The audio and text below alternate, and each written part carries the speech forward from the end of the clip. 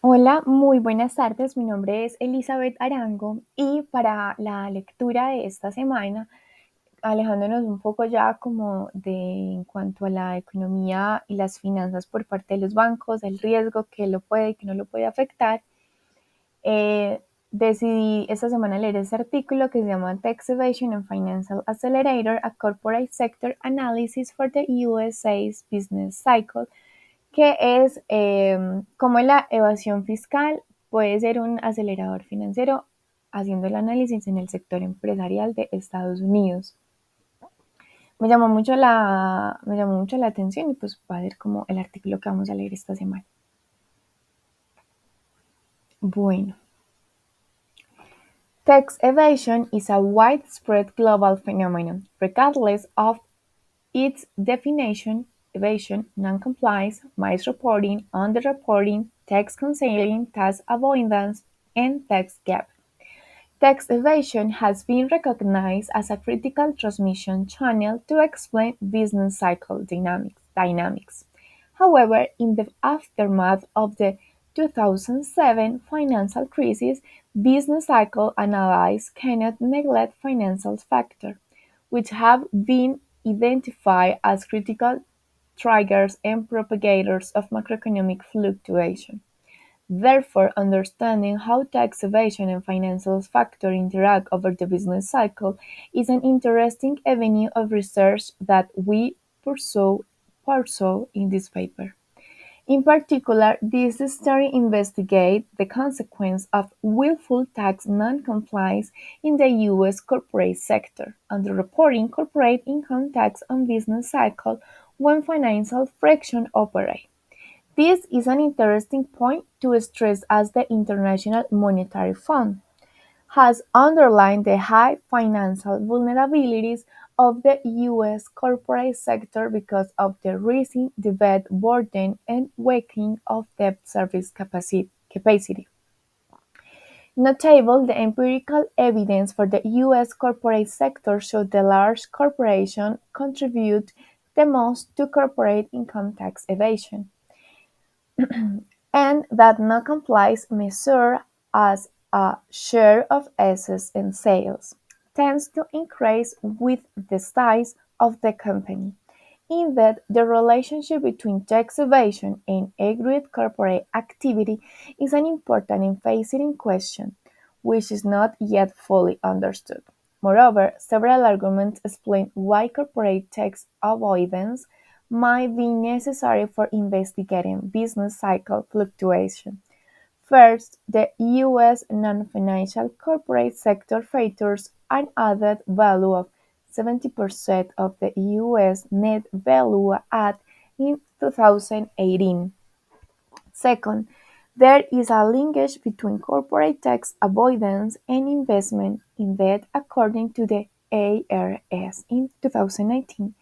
The tax gap increased with firm size as a large business, those with 10 million or more in assets, contribute the most to the estimated corporate income tax gap, representing about 70% of the unreported corporate income tax liabilities. In a similar vein, Shaw Hannon in 2007 showed that the relative size of non-compliance increased with the company size, suggesting in the non-compliance supports firms as achieving greater scale through investment. Third, in the corporate finance literature, decisions about tax avoidance are made within a frame of tax planning of increase of firm's value. As tax avoidance is central to corporate financial decisions making, then as advocated by Hannon et in 2007, corporate tax evasion cannot be considered an inframarginal benefit to doing business. For our purpose, we set up a new Keynesian dynamic stochastic general equilibrium model augmented with tax evasion insights and financial accelerator following. Perdón. Empirical and theoretical literature has investigated the nexus between financial friction and tax evasion. According to the empirical literature, higher tax evasion is significantly and robustly associated with the lower access to formal credit. Following this line of research, some theoretical contributions assume tax evasion limits the agent's ability to borrow according to collar mechanisms. Design in 2005 provides ample evidence of the book tax non-conformity relativity to the U.S. economy. This may give rise to a different interpretation to tax evasion as follows: underreporting may denote self-financing, namely that financial constraint agents can utilize unreported production to accumulate internal rather than external funds to invest. In addition to denoting a tax-free funding channel, tax evasion provides a credit-constrained agents with cost flexibility to cope with adverse shock over the business cycle, allocating the resource between underground and market production. In this context, self-financing tax evasion allows a corporate firm or robber agent to increase their net worth offering their market value.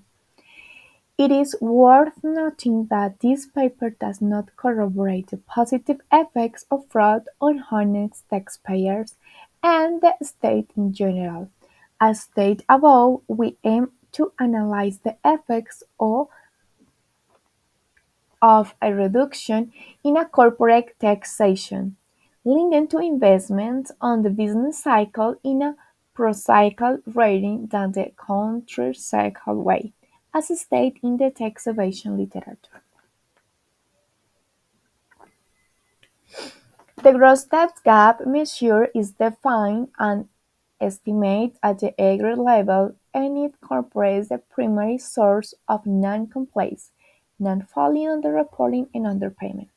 Starting from the tax year 2001, the IRS initiated the National Research Program to collect compliance information based on such stratified random sample of taxpayers. In the first phase, the NRP did not include business return, and corporate tax gap estimates for the tax year 2001 were based on a projection of DCMP data. The tax The tax gap due to underreporting is estimated at 80% of the total tax gap in the corporate sector, although the largest part of the U.S. tax evasion originated in individual income tax evasion. A large share of individual income underreporting is estimated to be related to business income, 100 out of 245 billion. In the U.S. corporate sector, available estimates for the period from 2011 to 2013 show the average measure of tax evasion is about 11%, and the largest part of the corporation income tax gap is because of underreporting, 88%. Hereafter, we refer to corporate tax evasion as underreporting. The data show in conformity institution advocated by Hannon in 2007 that corporate tax evasion cannot be considered an inframarginal benefit to doing business. Bueno, ellos muestran este esquema de cómo funciona la economía, cómo sería, cómo incluiría ahí la evasión fiscal y también un acelerador financiero en este modelo económico que pues se supone que es así como funciona la economía, y es que tenemos los hogares aportan dinero comprando bonos en los fondos mutuos y reciben dinero por los pagos de los intereses por estos bonos, y también reciben dinero por los ingresos por mano de obra por parte de las firmas. Ellos tienen como emprendedores, firmas intermediarias y, perdón, empresas intermediarias y empresas finales, pero se puede llamar como todo esto como el sector empresarial del sector empresarial. Entonces también ellos venden su mano de obra, digamos que suplen esa oferta de mano de obra y eh, reciben unos ingresos por vender su mano de obra de parte de las empresas. Ellos también compran a las empresas, entonces las empresas también reciben dinero por este medio y por medio de los créditos mediante los fondos mutuos, que pues de manera general los fondos mutuos reciben dinero de los hogares. Bueno, ellos hacen como los emprendedores ponen sus servicios de su capital de servicios con las firmas en las empresas intermedias y las empresas intermedias eh, venden sus bienes intermedios a las empresas que convierten esos bienes intermedios en un producto final. Pero digamos que para facilidades del ejemplo y entender el esquema, van a ser simplemente las empresas. Y al final, esas empresas le venden a los hogares, le transmiten a los hogares los bienes de consumo y de inversión. Entonces, así es como se va pasando el dinero entre cada actor en ese modelo económico. The model for this paper is this subsection describes the information of entrepreneurial profits in our analysis, referred to as a corporate incomes, notable to the extent that households are the ultimate owners of the entrepreneur. They also denote capital incomes. Hence, corporate and capital income and entrepreneur profits are used interchangeable. According to equation 12, tax evasion does not directly impact the cutoff level of default. However, an indirect effect operates through in R sub t plus 1 as tax evasion affects profits but not to default probability. The amount of credit supplied to entrepreneur B sub t plus 1 to relate gross interest rate zeta sub t plus 1 and the risk-free interest rate are chosen to maximize the entrepreneurial net worth subject to the following zero profit condition of the financial intermediary.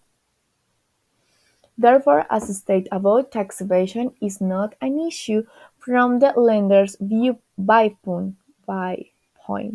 There is no collateral or credit creation problem in this version of the financial accelerator mechanism. The external finance premium is motivated by a costly state verification, which according to the VGG is reasonable, straightforward enough to explain that uncollateralized external finance may be more expensive than internal finance. Therefore, tax evasion, tenoring a source of additional resource, mitigates the external finance premium faced by the entrepreneur. We implicitly assume that the agency cost paid to observe the realized return on capital of the borrower allow of the financial intermediary to observe the true idiosyncratic productivity shock and fall production of the entrepreneur, including both to the market and conceal the production. We assume that the entrepreneurial asset depends directly on the unreported component of capital utilization. It features the following RR process. After this equation, in this sense, we highlight the entrepreneur's debt exposure affects their sensitivity to changing asset allocation in responding to cyclical shocks. Existing studies have generally ignored this issue. They tend to assume that unreporting undermines the possibility of access to credit markets because of lower collateral. Second, regarding the relative wealth effect, our innovation of linking the Y sub t variable to tax evasion implies back and forth transfer of assets between household and entrepreneur depends upon the decision to engage in tax evasion. We think a large family assumption stating that each household owns many entrepreneurs. This transfer of wealth is tantamount to allocating wealth between alternative use, namely consumption, dividends, and production of capital service retained earnings.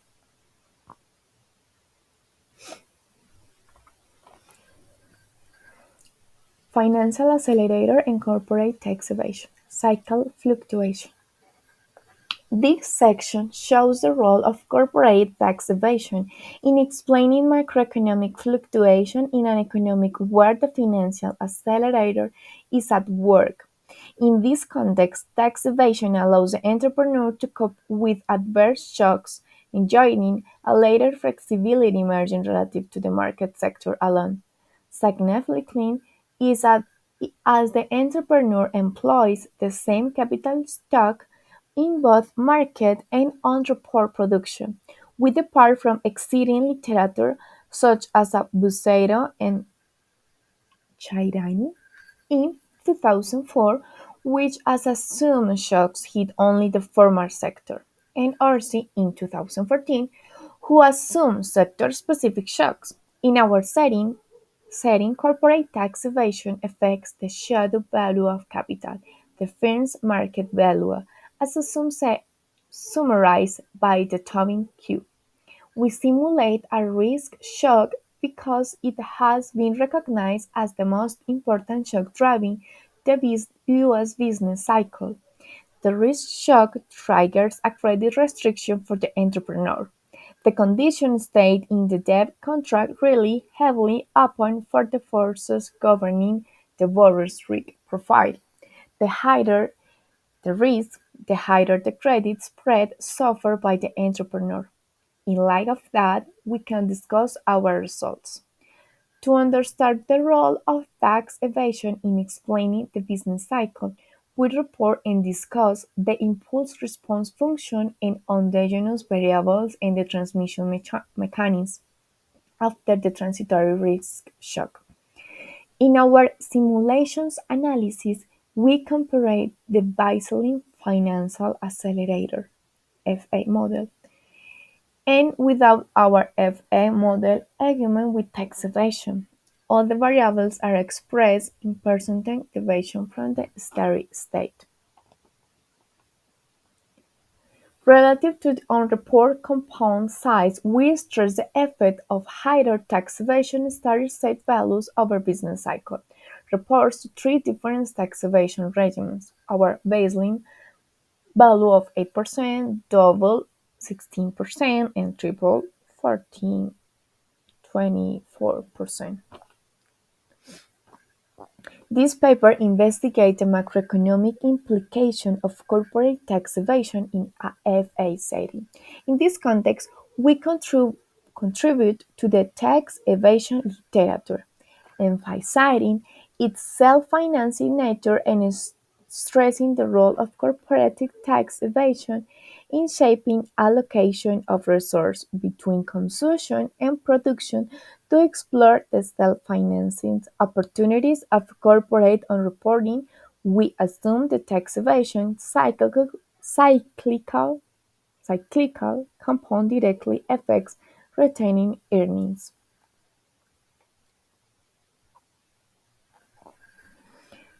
Tax evasion is mirrored in qualitatively similar fluctuations in firm value over the business cycle fluctuations, therefore supporting the idea that tax avoidance activities advance shareholders' interests.